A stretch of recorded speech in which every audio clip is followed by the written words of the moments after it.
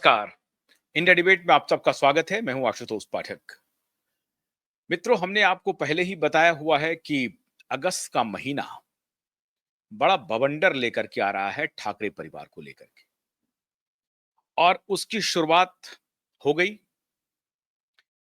एक दिन पहले अभी बड़ा कयास लगाया जा रहा था जब महाराष्ट्र का विधानसभा सत्र चल रहा था, और सत्र के दौरान ट्रेजरी बेंच की तरफ से स्वयं मुख्यमंत्री फडणवीस ने एक ऑफर दिया कि हम तो आपकी तरफ नहीं जा सकते, आप हमारी तरफ आ जाइए। उसके बाद तो बाप बेटे के मन में लड्डू फूटने लगा, और दूसरे दिन जाकर के फौरन से पेशतर बैठ गए कि ये संकेत क्या है, चलो मिलते हैं। चापलूस किस्म के लोग जो होते हैं थर्ड ग्रेड के, वो इस तरह के सारे धंधे करने के लिए बहुत लालायित होते हैं, दौड़ भाग करते रहते हैं। दौड़ भाग करना शुरू कर दिया। पहुंच गए फडणवीस के पास और कहा कि मेरे आका क्या हुक्म है। आका ने कहा कि ये तो मजाक हमने कहा था, लेकिन बाहर आकर के कोई प्रतिक्रिया नहीं दिया। मुलाकात हुई, किसी से कुछ कहा नहीं। मुलाकात हुई, क्या बात हुई? तो फडणवीस ने कहा कि अब हमारे और आपके बीच में जो बातचीत हो रही है, आप इसको चाहे तो पब्लिक करें, चाहे तो नहीं करें।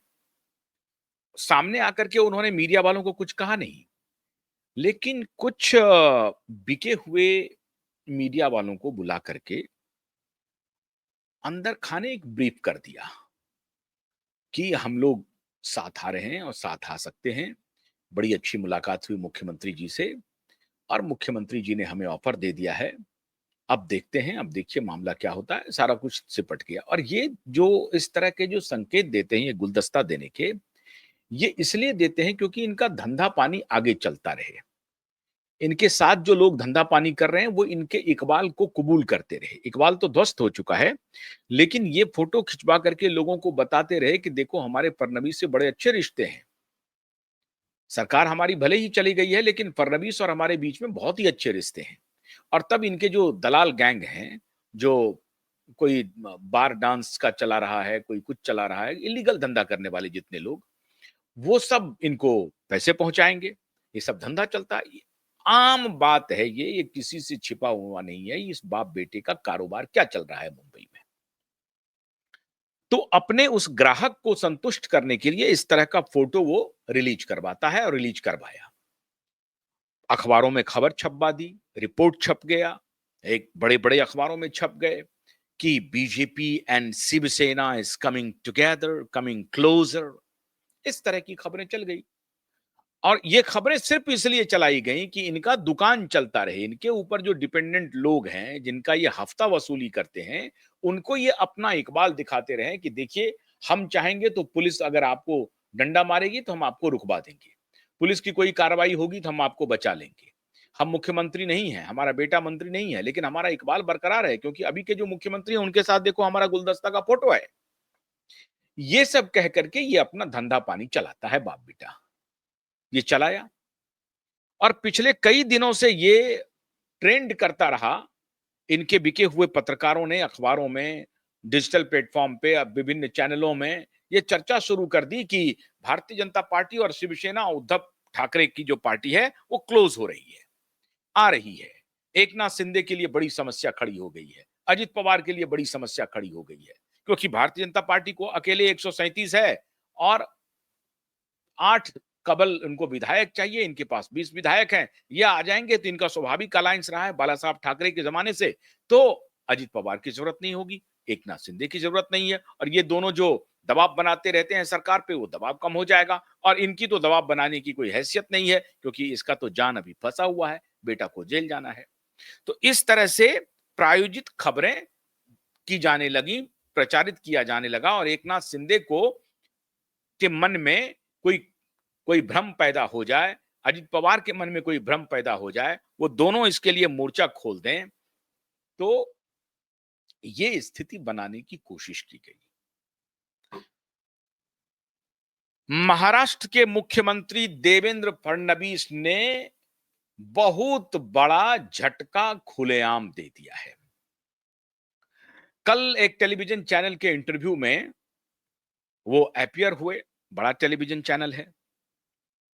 इंडिया टीवी चैनल का नाम है और रजत शर्मा का बहुत ही मशहूर वो आता है कार्यक्रम आपकी अदालत। तो उसमें देवेंद्र फडणवीस कल मेहमान थे। रिकॉर्ड पहले हुआ होगा, 1-2 दिन पहले हुआ होगा। तो देवेंद्र फडणवीस उसमें मेहमान थे। देवेंद्र फडणवीस को कैटेगोरिकली ये सवाल पूछा गया कि इसकी सत्यता क्या है? आप और उद्धव ठाकरे क्या करीब आ रहे हैं? क्या उद्धव ठाकरे की पार्टी भारतीय जनता पार्टी के साथ अलायंस कर रही है? इसकी सत्यता क्या है? बताइए। देवेंद्र फडणवीस ने पूरे घटना का जिक्र किया। कहा कि सदन में ऐसी-ऐसी बात हुई थी।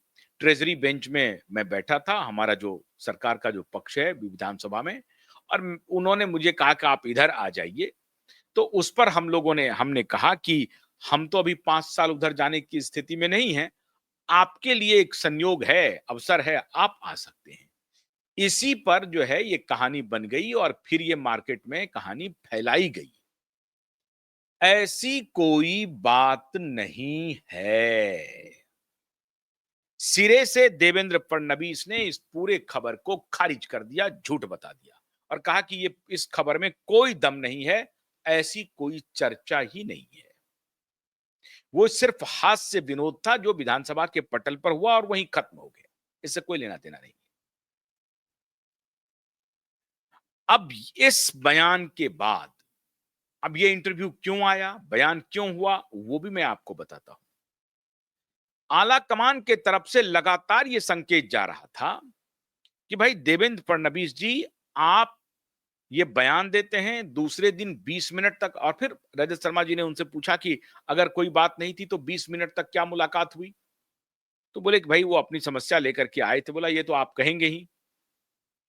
तो उन्होंने फिर कहा कैटेगोरिकली कि मैं आपको पुनर्कन्फर्म कर रहा हूं दोबारा कि हमारी कोई इच्छा नहीं है, इस तरह की कोई बातचीत नहीं है, और ये कोई इच्छा क्यों करेगा जब हमारी पार्टी को अकेले 137 विधायक है और एकनाथ शिंदे की पार्टी चट्टान की तरह हमारे साथ खड़ी है, अजित पवार की पार्टी एनसीपी हमारे साथ चट्टान की तरह खड़ी है, तो मैं क्यों बेवकूफी करूंगा उद्धव ठाकरे को अपने पक्ष में लाने के लिए? तो कहा गया कि भाई ये दोनों लोग आपके ऊपर दबाव बना रहे हैं और इनके दबाव से छुटकारे के लिए। बोला बिल्कुल नहीं, कोई दबाव नहीं बना रहे हैं। बोला उनके पेट में दर्द हो रहा है। बोला कोई दर्द नहीं हो रहा है। बोला कि एकनाथ शिंदे थाने में जाकर के भर्ती हो जाएंगे। बोला बिल्कुल नहीं, मुंबई में अच्छे हॉस्पिटल हैं और उनके पेट में कोई दर्द भी नहीं है, थाने क्यों जाएंगे वो? ना तो पेट में दर्द है, ना दिल में कोई दर्द है, ना दिमाग में कोई गड़बड़ी है। दिल, दिमाग, पेट सब अपने जगह पे काम ठीक कर रहा है और हमारी सरकार 5 साल तक मजबूती से चलेगी। उद्धव ठाकरे की कोई गुंजाइश हमारे साथ नहीं है, नहीं है, नहीं है। साफ कर दिया, साफ। अब ये साफ क्यों किया गया? ये साफ इसलिए किया गया क्योंकि आला कमान का सीधा संकेत था देवेंद्र फडणवीस को कि आपके व्यवहार से बार-बार ऐसा संदेश जा रहा है कि आप उद्धव ठाकरे को प्रलोभन दे रहे हैं, उद्धव ठाकरे से मिल रहे हैं, और इसका असर क्या होता है कि आपके जो अलायंस हैं, जो वर्तमान पार्टनर हैं, उनके मन में एक अनचाहा सा कंफ्यूजन पैदा होता है जिसकी कोई आवश्यकता नहीं है। अनडिजायरेबल कंफ्यूजन क्रिएट होता है। ये अनडिजायरेबल कंफ्यूजन को मत क्रिएट कीजिए। व्यंग की बात थी, on the floor of the house हुई, बात खत्म हो गई, चले गए। लेकिन आप दूसरे दिन जाकर के फिर मुलाकात कर लिए 20 मिनट तक, और फिर वो 20 मिनट की मुलाकात को वो सज्जन जो है बाहर में आकर के अखबारों और मीडिया में प्रचारित शुरू कर दिया कि बीजेपी और शिवसेना उद्धव साथ आ रहे हैं। न तो केंद्र में भारतीय जनता पार्टी को उद्धव की जरूरत है क्योंकि रॉक सॉलिड चंद्रबाबू नायडू की पार्टी तेलुगु देशम पार्टी का समर्थन है, और जेडीयू तो भारतीय जनता पार्टी ही है, उसे आप जेडीयू मत समझिए। वो पूरी तरह से पूर्ण रूपेण जेडीयू अब भारतीय जनता पार्टी की आनुषंगिक संगठन के रूप में काम कर रही है। राजनीतिक पार्टी सिर्फ पेपर पे है। जनता दल यूनाइटेड भारतीय जनता पार्टी की आनुषंगिक संगठन हो गई है। इसमें आपको कोई कंफ्यूजन नहीं रहना चाहिए। तो केंद्र में रॉक सॉलिड गठबंधन है, वहां आवश्यकता नहीं है। और वहां अगर आवश्यकता पड़ेगी तो आपको तोड़ने की जरूरत नहीं है। शरद भाऊ पवार पहले से बैठे हुए हैं देने के लिए। शरद भाऊ पवार ने कांग्रेस से बाहर आने का संकेत दिया और कांग्रेस को मालूम है शरद भाऊ पवार के बारे में कि वो कब किधर बैठेंगे कहना मुश्किल है। बस अपनी राजनीतिक जमीन के लिए वो जो उनका अपीजमेंट वाला पॉलिटिक्स होता है उसको खाली बचाए रखने के लिए वो अपने 3 जिलों के वो सर्वे सर्वा हैं, वो 3 जिलों को बचाने के लिए अपना सब कुछ निछावर कर सकते हैं। तो भारतीय जनता पार्टी को मालूम है शरद पवार की भूमिका के भी बारे में। तो कोई आवश्यकता नहीं है भारतीय जनता पार्टी को, ना तो केंद्र में और ना ही राज्य में। फिर ये खबर क्यों फैलाई जा रही थी? सिर्फ इसलिए कि अपने बेटे को बचाया कैसे जाए। बचाने की कोई संभावना अब दूर दूर तक दिखाई नहीं पड़ रही है। एक और बहुत शानदार इंटरव्यू का जवाब था। पूछा गया कि अजित पवार का और आपका जो अलायंस है वो कैसा अलायंस है? कहा यह पॉलिटिकल अलायंस है।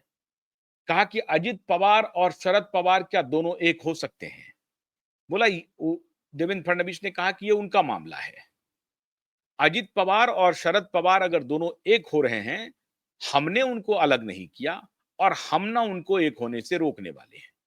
अगर उनकी इच्छा है एक होने की तो एक हो जाए।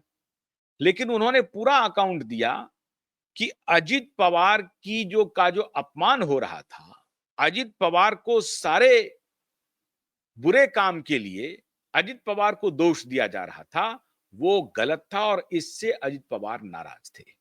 अजित पवार को आशा थी कि हमारे चाचा जी राजनीति की कमान, अपनी पार्टी की कमान हमें सौंपेंगे, लेकिन वो धृतराष्ट्र बन गए और अपनी पुत्री के मोह में उन्होंने हमको नेग्लेक्ट किया, हमारा निरादर किया और हमें तवज्जो नहीं दी। और दूसरी बात, उन्होंने एक और चौंकाने वाला स्टेटमेंट दिया। बोला जब पहली बार 80 घंटे के लिए हमारी सरकार बनी थी अजित पवार के साथ, तो अजित पवार जो भारतीय जनता पार्टी के साथ हाथ मिलाया था, उसमें पूरी सहमति थी शरद पवार की। शरद पवार ने ही अजित पवार को भारतीय जनता पार्टी के पास भेजा था। अजित पवार अपने मन से भारतीय जनता पार्टी के पास नहीं आए थे, ये पहले भी बोल चुके हैं, लेकिन कल फिर उन्होंने कंफर्म किया, एकदम कैमरे पे आकर के फिर कंफर्म किया कि शरद पवार और हमारे हाईकमान और हमारे बीच में बातचीत हुई, तब उन्होंने अजित पवार को हमारे पास भेजा और अजित पवार को हमने मुख्यमंत्री की शपथ दिलाई आनंद फानंद में। लेकिन वो 80 घंटा भी मामला नहीं चला और शरद पवार ने नाटक दूसरा शुरू कर दिया। भेजा पहले अपने भतीजे को, विलेन बना दिया भतीजे को गद्दार बना दिया, भतीजे को पार्टी तोड़ने वाला बना दिया, भतीजे को परिवार तोड़ने वाला बना दिया और भतीजे की जो ब्रांडिंग थी उसको महाराष्ट्र में ध्वस्त कर दिया। इधर हमसे बातचीत करके, मतलब भारतीय जनता पार्टी के साथ निगोशिएशन करके अजित पवार को भेजा और अजित पवार को चूंकि डिफेम करना था पब्लिकली, इतना घटिया पॉलिटिक्स सिनेमा में भी नहीं होता है, इतना घटिया पॉलिटिक्स। तो शरद पवार ने अजित पवार को सिर्फ और सिर्फ डिफेम करने के लिए कि चारों तरफ अजित पवार के ऊपर यह तोहमत लग जाए कि अजित पवार ने चाचा के पीठ में छुरा घोंपा, और पहला बयान दे दिया शरद पवार ने कि अब अजित पवार किसी भ्रष्टाचार में शामिल नहीं है, अब अजित पवार धुल जाएंगे वहां पर जाकर के। मतलब भ्रष्टाचार वाले एंगल को भी शरद पवार ने ही हवा दिया, बीजेपी ने हवा नहीं दिया।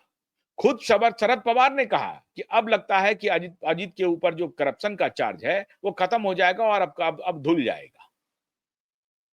मतलब भ्रष्टाचारी भी घोषित कर दिया, गद्दार भी घोषित कर दिया, चाचा को पीठ में छुरा घोंपने वाला भी घोषित कर दिया, हर तरह से डीब्रांडिंग कर दी, हर तरह से बदनाम कर दिया। और इसके पीछे का कारण सिर्फ ये था उसकी धृतराष्ट्र दृष्टि। और धृतराष्ट्र दृष्टि उनकी ये थी कि जैसे ही शरद अजित पवार डिफेम होगा, हम अपनी बेटी को नेता घोषित कर देंगे। इतने इतनी बेशर्म पॉलिटिक्स है शरद पवार की कि अपनी बेटी को सांसद बनाने के लिए भारतीय जनता पार्टी के साथ मिल गए। अपनी बेटी को किसी भी तरह से सुरक्षित रखने के लिए बीजेपी से मिले हुए हैं। अभी उनकी बेटी मोदी जी की जो टीम गई थी ऑपरेशन सिंदूर की बात बताने के लिए पूरी दुनिया में, तो सुप्रिया सुले भी उस टीम में शामिल थी और उसमें कहा गया कि नहीं नहीं, देश को हम आगे रखते हैं, पार्टी हमारे लिए, सरकार हमारे लिए दूसरी है, देश हमारे लिए बड़ा है। ये कोई देश वेश इनके लिए कोई बड़ा नहीं है। ये सिर्फ अपॉर्चुनिटी देखा कि प्रधानमंत्री की तरफ से संदेशा आया, ये मौका अच्छा है संबंध को और मजबूत करने के लिए, और वहां से ये संकेत दे रहे हैं अपने भतीजे को कि देखो, हमारा संबंध मोदी से भी अच्छा है, अब मोदी हमारे बेटी को एडजस्ट भी कर सकते हैं। ये संदेशा दे रहे हैं अभी भी अपने भतीजे को, मतलब घर में ही वो राजनीति खेल रहे हैं। शरद पवार वो शख्स हैं जो कांग्रेस पार्टी को तोड़ करके बीजेपी के साथ मिलकर के सरकार बनाई थी। ये है शरद पवार, ये है इनका ट्रैक रिकॉर्ड। बाकी ट्रैक रिकॉर्ड तो छोड़ दीजिए। तो सबसे पहले धोखा देने का अगर किसी के ऊपर आरोप लगा, महाराष्ट्र में कम से कम कांग्रेस की इतनी बड़ी जमीन को इन्होंने नेस्तनाबूद किया, ध्वस्त किया, तोड़ा और सिर्फ मुख्यमंत्री की कुर्सी के लिए समझौता कर लिया, जस्ट अपोजिट आइडियोलॉजी से। और आज उसी अपोजिट आइडियोलॉजी के खिलाफ खड़े हैं। Bharatiya Janata party just opposite थी कांग्रेस की आइडियोलॉजी के, उनके साथ मिलकर के सरकार बनाई, और आज भारतीय जनता पार्टी को छोड़ करके कांग्रेस के साथ मिलकर के और उद्धव के साथ, फिर यहां पर अपोजिट उद्धव के साथ मिलकर के महाविकास अघाड़ी बना लिया।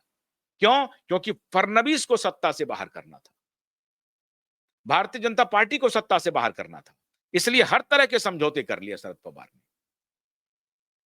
शरद पवार के ऊपर फडणवीस का यह बयान साबित करता है कि और कहा उन्होंने कि अजित पवार को बीजेपी से कोई लेना देना नहीं था, बीजेपी ने इस मामले में कोई भूमिका नहीं अदा की है। अजित पवार किस तरह से ह्यूमिलिएट हुए अपने परिवार में और एनसीपी में, उसका जीता जागता उदाहरण है कि उन्होंने तय कर लिया कि मुझे इस पार्टी को तोड़ना है, मुझे इस पार्टी को छोड़ना है, नई राह बनानी है, और नई राह उन्होंने बना लिया और भारतीय जनता पार्टी के साथ अलायंस कर लिया। वही इशारा उद्धव ठाकरे की पार्टी के लिए भी किया फडणवीस ने। पूछा गया कि आप 50-50 लाख दे रहे हैं, हालांकि हमको लगता है कि कहना भूल गए होंगे, 50 करोड़ होगा। 50 लाख में कौन होता है आजकल? कुछ नहीं होता है। 50 करोड़ बोलना चाहिए था रजत शर्मा जी को, उन्होंने 50 लाख कहा। खैर 50 लाख ही मान लेते हैं। उद्धव ठाकरे ने कहा कि 50-50 लाख रुपए एक एमएलए पर खर्चा हुआ है और ये खर्च करके हमारे एमएलए को प्रलोभन देकर के तोड़ा है। फडणवीस ने कहा कि अपनी बिल्कुल विरोधाभासी विचारधारा के साथ, बिल्कुल विरोधी विचारधारा के साथ उन्होंने सिर्फ कुर्सी के लिए समझौता किया, और सबसे बड़ी बात, अपने बेटे को राजनीतिक उत्तराधिकारी मजबूती से बनाने के लिए उद्धव ठाकरे मिशन मोड पे काम कर रहे थे, और उद्धव ठाकरे एक सुपर सीएम के रूप में एक्टिंग कर रहे थे। उन्होंने कहा कि एकनाथ शिंदे की जो मिनिस्ट्री थी, उस एकनाथ शिंदे की मिनिस्ट्री का भी मीटिंग आदित्य ठाकरे ले रहा था, और एक बार नहीं कई बार हुआ। तो एकनाथ शिंदे को लगा एक तो ये महाविकास अघाड़ी में चले गए हैं, जनता के बीच हमें जाना है, हम तो सनातन और हिंदुत्व के नाम पर वोट मांगते रहे हैं, अब हम ये जो अपोजिट विचारधारा परस्त पार्टियां हैं उनके साथ जाकर के कैसे जनता के बीच में जाएंगे, जनता पूछेगी तो उसका जवाब क्या देंगे। एक तो समस्या ये हो रही थी सभी शिवसेना के विधायकों और कार्यकर्ताओं को, तो एकनाथ शिंदे वहां परेशान थे। फिर उनको आशा थी कि एकनाथ शिंदे को मुख्यमंत्री बनाया जाएगा, जब महाविकास अघाड़ी हुई थी वहां कुर्सी चली गई, वो अपेक्षा भी खत्म हो गई। अब जब मंत्री बना हुआ है एकनाथ शिंदे, तो एकनाथ शिंदे की मिनिस्ट्री की मीटिंग आदित्य ठाकरे ले रहा है। ये सुपर सीएम की भूमिका में था। तभी तो एक ये सचिन वाजे को कह रहा था कि वहां चले जाओ। तभी तो इसकी हैकड़ी ये थी कि दिशा के साथ बलात्कार करके उसकी हत्या कर दी गई और इन लोगों ने इस तरह से सारी चीजों को वॉश आउट कर दिया। ऐसा लगा कि दिशा के साथ कुछ हुआ ही नहीं। पूरी तरह से ये जो उद्धव ठाकरे का बेटा आदित्य ठाकरे है, ये सुपर चीफ मिनिस्टर के रूप में व्यवहार कर रहा था और इसी का अकाउंट दिया कल सीधा सीधा देवेंद्र फडणवीस ने। कहा यह तकरार का विषय है, भारतीय जनता पार्टी का नहीं। और जब उनका तकरार आदित्य ठाकरे से और उद्धव ठाकरे से आमने सामने हो गया और उन्होंने तोड़ दी पार्टी, तब हमने जरूर उनको अप्रोच किया। जब पार्टी टूट गई उनकी, तब हमने उनको अप्रोच किया और तब कहा कि आप हमारे बीच आइए। तो हमने शिवसेना को नहीं तोड़ा है, हमने एनसीपी को नहीं तोड़ा है। अजित पवार आए हैं अपने चाचा के व्यवहार से दुखी होकर के, और एकनाथ शिंदे आए हैं इन दोनों बाप बेटों के व्यवहार से फ्रस्ट्रेट होकर के। दुखी होना अलग बात है, फ्रस्ट्रेशन में होना, फ्रस्ट्रेट होकर के ये दोनों बाप बेटे से एकनाथ शिंदे हमारी तरफ आए हैं। और एकनाथ शिंदे के मन में अब कोई उहापोह नहीं है। भारतीय जनता पार्टी के साथ हमारा अलायंस 2000 अभी जो 30 तक का हमारा जो अलायंस है, ये रॉक सॉलिड है और आराम से हम अभी 5 साल चलाएंगे, 29 तक। कोई कहीं कोई दिक्कत नहीं है। और इसमें जो भ्रम पैदा करने की ये दोनों बाप बेटा कोशिश कर रहे हैं, वो कोशिश कामयाब नहीं होगी। तो आला कमान का सीधा संकेत था देवेंद्र फडणवीस को कि आप इसको स्पष्ट कीजिए पब्लिक डोमेन में कि बीजेपी के साथ उद्धव ठाकरे का कोई अलायंस नियर फ्यूचर में नहीं होने वाला है। संदेश साफ है। हालांकि इस मुद्दे पर कोई बातचीत नहीं हुई इतने देर के इंटरव्यू में कि आदित्य ठाकरे के लिए आप एफआईआर क्यों नहीं कर रहे हैं, उसकी गिरफ्तारी क्यों नहीं हो रही है। इस मुद्दे पर कोई पूछताछ नहीं हुई। खैर, वो पहले से ही हुआ होगा कि भाई इस मुद्दे पर मत पूछिएगा, क्योंकि कोर्ट इसमें इन्वॉल्व हो गई है और जैसे ही कोर्ट का आदेश आएगा हमको तामील करना ही पड़ेगा। तो इसलिए हम बिल्कुल से इत्मीनान तरीके से चल रहे हैं। हम अपने ऊपर कोई तोहमत नहीं लेंगे। अदालत के पास ऑप्शन ही ऑप्शन है और अदालत मुझे आदेश देगी ही देगी। हम अपने किसी एक आध दो अफसर की बलि चढ़ा देंगे, भले ही शैलेंद्र नगरकर को इसके लिए फटकार सुननी पड़े या उसको उसके करियर में कोई दाग भी लग सकता है। अगर अदालत ने कोई स्टर्न एक्शन ले लिया कि गिरफ्तार कीजिए इनके, ये गलत एफिडेविट दे रहा है, खामखा आ रहा है, तो इनको गिरफ्तार किया जाए। शैलेंद्र नगरकर के खिलाफ गिरफ्तारी का पिटीशन पड़ा हुआ है, पब्लिक प्रोसिक्यूटर के खिलाफ गिरफ्तारी का पिटीशन पड़ा हुआ है, तो कुछ भी हो सकता है। इसलिए अब इनको इन्होंने सिर्फ ये टालना की कोशिश की है कि ये मामला अदालत की तरफ से आए, अदालत हमें आदेश दे कि आदित्य ठाकरे को गिरफ्तार करो। संदेश साफ है, उद्धव आदित्य के साथ भारतीय जनता पार्टी का कोई मिलन नहीं है। इसलिए एसएसआर वॉरियर, आज से आप पूरी तरह से इत्मीनान हो जाइए, कंफर्म हो जाइए। ऑफिशियली देवेंद्र फडणवीस ने आकर के कैमरे पे कह दिया है कि उद्धव ठाकरे के साथ हमारा कोई संबंध नहीं है और हम कोई राजनीतिक अलायंस बनाने नहीं जा रहे हैं। और अगर कोई राजनीतिक अलायंस बनाने नहीं जा रहे हैं, कोई संबंध नहीं है, तो हम किसी कानूनी पचड़ा में हम ना 3 में रहेंगे ना 13 में रहेंगे। हम एक जिम्मेदार पद पर मौजूद हैं, सरकार को चला रहे हैं और अगर अदालत का आदेश हमें आएगा तो सरकार को एक्ट करना ही पड़ेगा, इसके अलावा कोई चारा नहीं है। जब तक हम बचने की कोशिश करेंगे, लुका छिपी खेलने की कोशिश कर सकते हैं, खेलेंगे, लेकिन उसके बाद तो आसपास खत्म हो जाएगा, लुका छिपी का खेल खत्म हो जाएगा। अदालत अपने 4 चश्मे से देख लेगी, पकड़ लेगी और पकड़ के कहेगी अब तुम्हारा लुका छिपी का खेल खत्म। तो संकेत साफ हो गया है अगस्त महीना के लिए। 7 अगस्त का इंतजार कीजिए, साफ साफ संकेत है। बहुत बहुत शुक्रिया, नमस्कार।